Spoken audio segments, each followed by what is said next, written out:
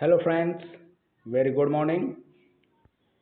आइए आज हम लोग पढ़ते हैं राजस्थान स्पेशल आधारित कुछ महत्वपूर्ण क्वेश्चंस जो आरपीएससी ग्रेड 1 और ग्रेड 2, ग्रेड 3 तथा राजस्थान में होने वाले लगभग सभी एग्जाम्स के लिए बहुत ही महत्वपूर्ण क्वेश्चंस हैं।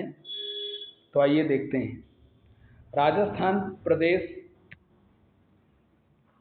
के लिए राजस्थानियादित्य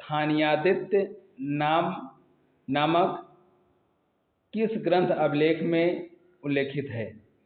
राजस्थान प्रदेश के लिए राजस्थानियादित्य, ध्यान दीजिए, राजस्थानियादित्य नाम किस ग्रंथ अभिलेख में उल्लेखित है? Option A central and western Rajput states of India, B पुर के ताम्रपत्र, और सी बसंतगढ़ के शिलालेख, और डी बिजौलिया लेख। तो करेक्ट आंसर है राजस्थानियादित्य जो शब्द है ये कहाँ पर है? ये है बसंतगढ़ शिलालेख में। कहाँ पे है? बसंतगढ़ शिलालेख में है। और ये 625 ईस्वी का ये शिलालेख और सिरोही जिले के बसंतगढ़ में सीमल के मंदिर में मिलता है।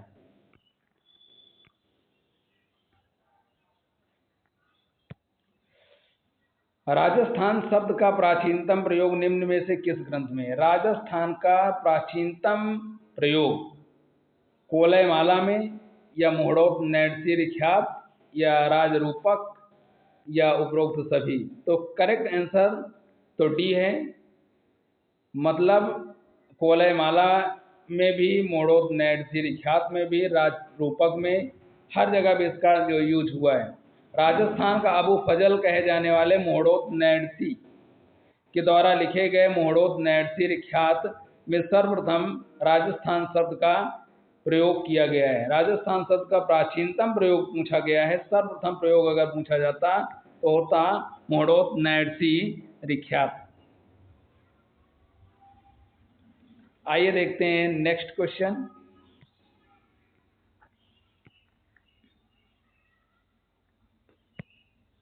जॉर्ज थॉमस द्वारा सन 1800 में राजस्थानी भूभाग के लिए क्या नाम दिया गया? किसने?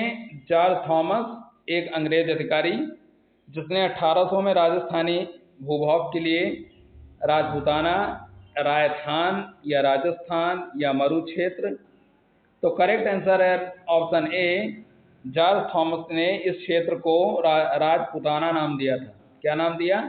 राजपूताना नाम दिया था। मध्यकाल तथा पूर्व आधुनिक काल में राजस्थान में अधिकांश राजपूत राजवंशों ने शासन किया था, और that is why George Thomas gave it name Rajputana.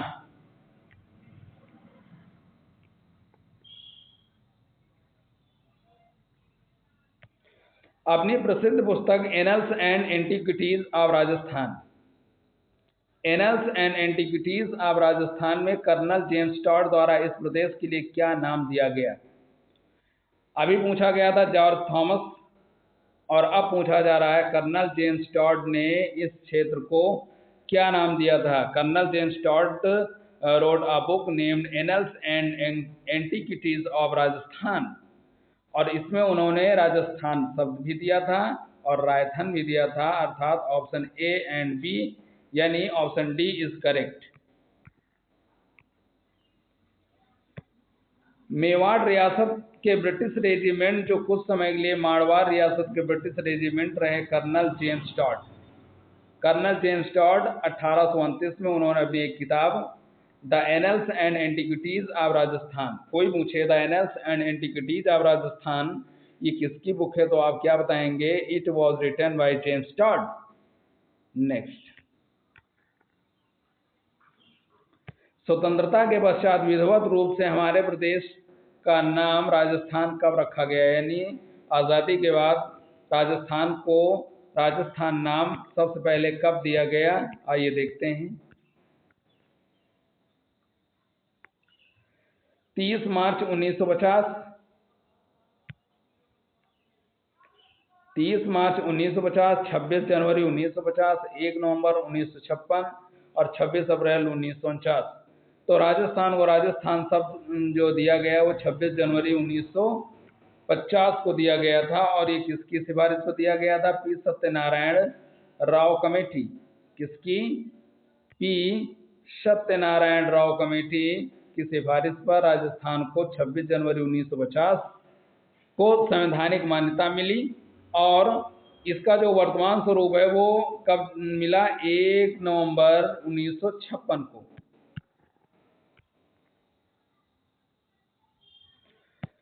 स्वतंत्रता के समय, मतलब when India got its freedom, तो राजस्थान में कितनी रियासतें एवं ठिकाने थे? तो उस समय 18 रियासतें 1 ठिकाना, 19 रियासतें 2 ठिकाना, 22 रियासतें एवं अजमेर मेरवाड़ा का केंद्र शासित प्रदेश, या 19 रियासतें 3 ठिकाना। तो करेक्ट आंसर दिया हुआ ही है क्या? Option D. जब देश आज़ाद हुआ उस समय राजस्थान में 19 रियासतें थी और 3 ठिकाने थे, और अजमेर मेरवाड़ा का केंद्र शासित प्रदेश भी था। नेक्स्ट, महर्षि वाल्मीकि ने रामायण में राजस्थान के भूभाग को क्या नाम दिया था? सूरसेन, मत्स्य जनपद, या राजस्थानी आदित्य, और या मारुकांतार। तो अकॉर्डिंग टू द रामायण, महर्षि वाल्मीकि ने राजस्थान को नाम दिया था मारुकांतार। क्या नाम दिया था? मारुकांतार जो नाम है ये रामायण में महर्षि वाल्मीकि जी ने दिया था। और मारुकांतार राजस्थान का प्राचीनतम नाम था। और वेदों में राजस्थान के ब्रह्मावर्त नाम का भी उल्लेख मिलता है। राजस्थान का अंतिम बार पुनर्गठन कब हुआ? क्योंकि पहली बार तो 26 जनवरी 1950, दूसरी बार मैंने आपको बताया 1 नवंबर 1956। तो करेक्ट आंसर तो ऑप्शन नंबर ए होना ही चाहिए।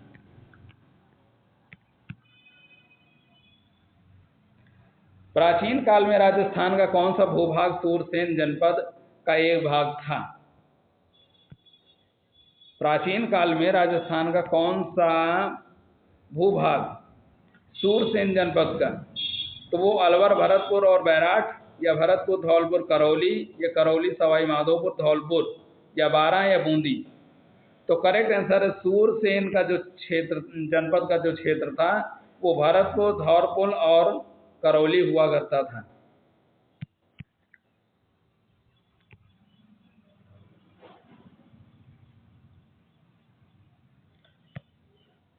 इसका एक्सप्लेनेशन थोड़ा देख लीजिए। भरतपुर, धौलपुर, करौली का क्षेत्र सूरसेन के नाम से प्राचीन काल में जाना जाता था।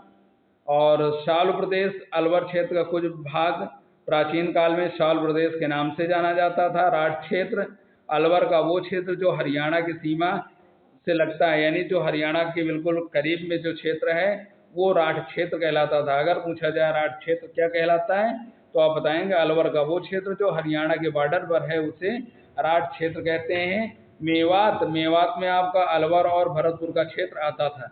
मेवात में अलवर, भरतपुर का क्षेत्र आता था। मध्य प्रदेश में अलवर, भरतपुर, धौलपुर, करौली।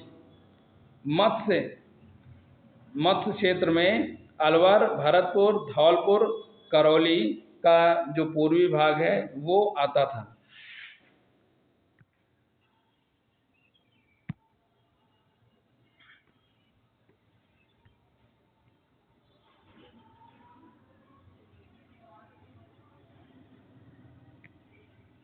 राजस्थान के किस नगर के संबंध में कहा जाता है कि केवल पत्थर की टांगे ही आपको वहां ले जा सकती हैं? वो कौन सा नगर है जिसके बारे में कहा जाता है केवल पत्थर की टांगे ही आपको वहां ले जा सकती हैं? चित्तौड़, जैसलमेर, उदयपुर, कुंभलगढ़। करेक्ट आंसर है जैसलमेर। जैसलमेर के बारे में ऐसा माना जाता था कि, और ऐसा लोग कहते थे कि वहां पर पत्थर की टांगे ही आपको ले जा सकती हैं। निम्न में से कौन सा सही सुमेलित नहीं है? तो रणकपुर हजार खंभों का शहर सही है। रणकपुर में हजार खंभों का शहर उसको बोला जाता है। उदयपुर को पूर्व का पेरिस बोला जाता है और डींग को जल महलों की नगरी बोला जाता है। ठीक। और लेकिन जोधपुर को स्वर्ण नगरी नहीं बोला जाता, स्वर्ण नगरी बोला जाता है जैसलमेर को, और जोधपुर को बोला जाता है सूर्य नगरी। ध्यान दीजिए, जोधपुर को सूर्य नगरी बोला जाता है और जैसलमेर को स्वर्ण नगरी बोला जाता है। Very very important question. निम्न में से कौन सा युग्म सही सुमेलित नहीं है? बांसवाड़ा 100 द्वीपों का शहर, अजमेर राजस्थान का हृदय। राइट। यहाँ पे क्या देखना? नहीं। गंगानगर राजस्थान का अन्नागार, बांसवाड़ा 100 द्वीपों का शहर, यस। अजमेर राजस्थान का हृदय, गंगानगर राजस्थान का अन्नागार, और चित्तौड़गढ़ राजस्थान का जिब्राल्टर। नहीं, राजस्थान का जिब्राल्टर बोला जाता है किसको? अजमेर के तारागढ़ दुर्ग को। अजमेर के तारागढ़ दुर्ग को राजस्थान का जिब्राल्टर का चट्टान माना जाता है। 100 द्वीपों का शहर वेरी इंपॉर्टेंट है बांसवाड़ा। राजस्थान का जो दिल है वो अजमेर को बोलते हैं। राजस्थान का अन्नागार किसको बोलते हैं? गंगानगर को बोलते हैं।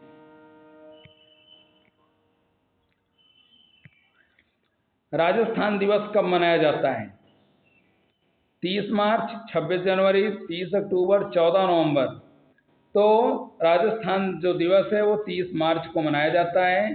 30 मार्च 1949 को बृहत राजस्थान के निर्माण वाले दिन को ही प्रतिवर्ष राजस्थान दिवस के रूप में मनाया जाता है।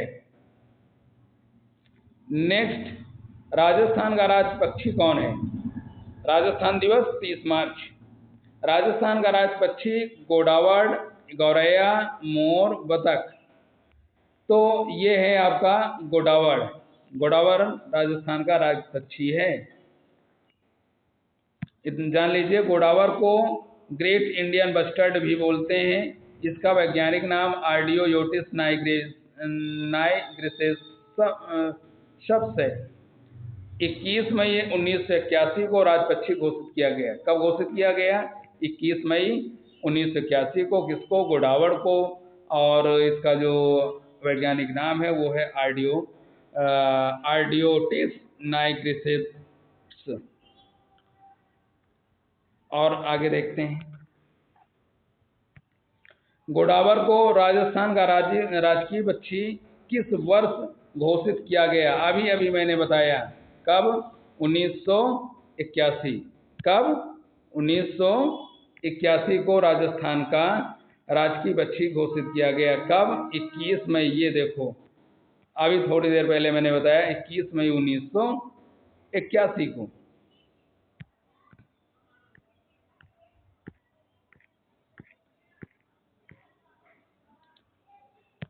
सौरसेन नामक स्थान प्रसिद्ध है गोडावड़ पक्षी की शरण स्थली के लिए, या सर्प अभयारण्य के लिए, पान की खेती के लिए, या पावर प्रोजेक्ट के लिए?